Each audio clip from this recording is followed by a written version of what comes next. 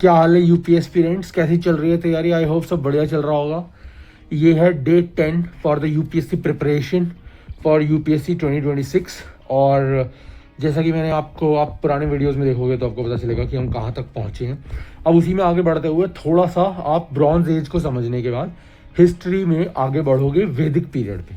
अब आप वैदिक पीरियड को पढ़ोगे तो आपको पता चलेगा वो एंशिएंट चीज़ें और उन टाइम पीरियड में क्या क्या हुआ था वैदिक पीरियड में, जो कि हमारी बुनियाद है, जो कि हमारी हिस्ट्री का एक बहुत ज़्यादा इम्पॉर्टेंट डीप रूट है।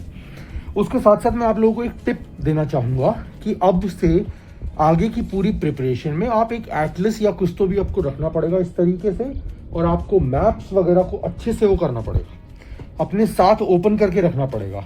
ऐसा मैं इसीलिए कह रहा हूँ, आप इस तरीके की एक बुक ले सकते हैं, ठीक है। ऐसा मैं इसीलिए कह रहा हूँ क्योंकि जब बार बार वो मैप, वो ज्योग्राफी आपके सामने रहेगी तो उसी ज्योग्राफी में आप हिस्ट्री भी इंटीग्रेट कर पाओगे, पॉलिटी भी इंटीग्रेट कर पाओगे, सोशियोलॉजी, एथिक्स, वैल्यूज और ज्योग्राफी तो खुद है ही, ठीक है। इन्वायरमेंट, क्लाइमेट, साइंस, टेक, सारी चीजें आप कनेक्ट कर पाओगे, ठीक है। तो वो चीज़ करनी है। उसके बाद जब आप हिस्ट्री का, वैदिक पीरियड का, टाइम पीरियड का डिटेल्स पढ़ लोगे, उन टॉपिक्स को कवर कर लोगे, उसके बाद आप ज्योग्राफी में आओ वापस से।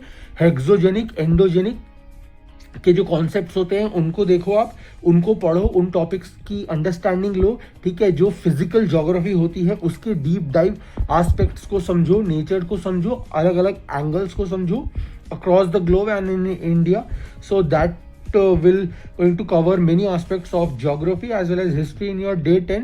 So that way maybe means like, you know, you can go ahead with that great thing. And apart from that, parallelly आप अपने ऑप्शनल का थोड़ा बहुत पढ़ो, थोड़ा बहुत डिटेल में जाओ कि किस तरीके से इंडियन फिलोसोफर का माइंडसेट का अप्रोच हुआ करता था, वो क्या चाहते थे, वो लिबरेशन यानी कि मोक्ष की तरफ क्यों जाते थे। वैसे ही वेस्टर्न साइड के लोगों का फिलॉसफी के जो उनके कॉन्सेप्ट्स हैं उसके पीछे का क्या माइंडसेट रहा, किस तरीके के अपब्रिंगिंग, वातावरण और डेमोग्राफिक और पूरी की पूरी नीड्स के बीच में वो लोग पले बड़े, किस किस तरीके से सोशल, इकोनॉमिकल और वेलफेयर लेवल पे चीज़ों ने उनको इम्पैक्ट किया, और किस किस तरीके से उन लोगों ने प्रैक्टिकलिटी को, समझ रहे हो, अपने उसमें लाए, किस तरीके से उन लोगों ने एक रियल थिंकिंग को ऊपर रखा, किस तरीके से उन्होंने सही को सही और गलत को गलत आइडेंटिफाई करने का, किस तरीके से मैच्योरिटी अपने दिमाग की बढ़ाई, ठीक है। उस तरीके से आप देखोगे तो धीरे धीरे आपको चीजें बेसिक फाउंडेशन से बिल्ड होनी स्टार्ट हो जाएंगी।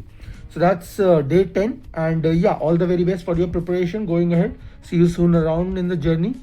And yeah, all the best guys, all the best. We want good people on important position. So if you think you are morally correct and if you think कि तुम genuinely अच्छे इंसान हो और UPSC में attempt दे रहे हो, so this series is as a tips and suggestion guide for you. बाकी मेहनत तो खुद ही करनी है guys, and yeah, see you around in the journey. See you soon guys. All the very best. Prepare well.